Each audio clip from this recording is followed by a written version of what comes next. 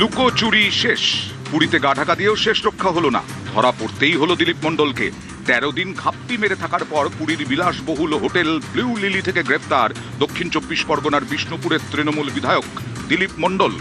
পুরীতে অভিযান চালিয়ে তাকে গ্রেফতার করল বেঙ্গল এসটিএফ।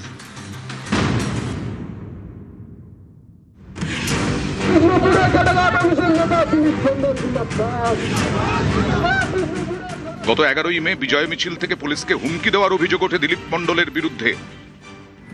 এখানে জায়গা নেই, শুধরে যাক, নাহলে ওই পেটে পাতুল দেখ সব গাড়ি মুড়ি বার করে দেবে। এখানে উন্নয়ন চলছে, উন্নয়ন চলবে। এদের টাইম দিলাম 15 দিন, তারপরে আর 7 দিন, তারপর লাস্ট বর্ডার। কত বড় ক্ষমতা, কত বড় হিম্মত, কত বড় লড়াইয়ের লোক আছে দেখে নেবো।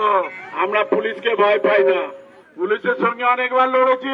পার্টি অফিস যারা ভেঙেছে তাদের রেহাই নেই।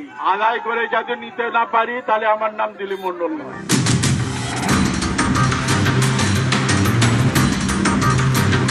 বিষ্ণুপুর থানায় এফআইআর দায়ের হয় দিলীপ মণ্ডলের বিরুদ্ধে। তারপর থেকেই খোঁজ মিলছিল না দাপুটে তৃণমূল বিধায়কের। অবশেষে পুলিশের জালে। वो 3 साल के लिए मेरा गिरफ्तार की, वो 3 साल के लिए मेरा गिरफ्तार की।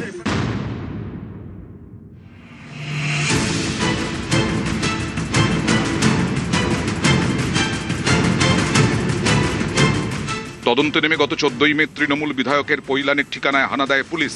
সে তো বাড়ি নয়, প্রাসাদ, রিসর্টের মতো বাড়ি, বাগান, সুইমিং পুল, ফোয়ারা, দামি দামি মূর্তি, কিছুই বাদ নেই। ঠিকানার খোঁজ মিললেও দিলীপের খোঁজ মেলেনি। শুরু হয় তল্লাশি। একাধিক জায়গায় খোঁজ চালানোর পর অবশেষে পুরীতে পাকড়াও। ডায়মন্ড হারবার লোকসভা কেন্দ্রের মধ্যে পড়ে বিষ্ণুপুর। সেখানকারই বিধায়ক দিলীপ, তার বিরুদ্ধে অভিযোগের পাহাড়।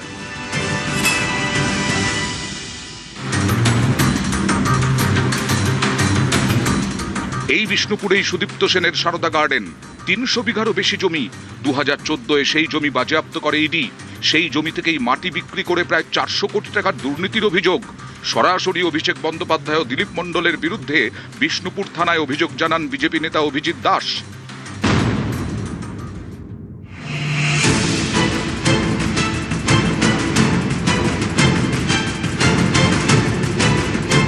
কীর্তিমান দিলীপ মণ্ডলের ছেলেও সিন্ডিকেট, দুর্নীতি, তোলাবাজির অভিযোগ রয়েছে দিলীপ পুত্র অর্ঘ্য মণ্ডলের নামেও।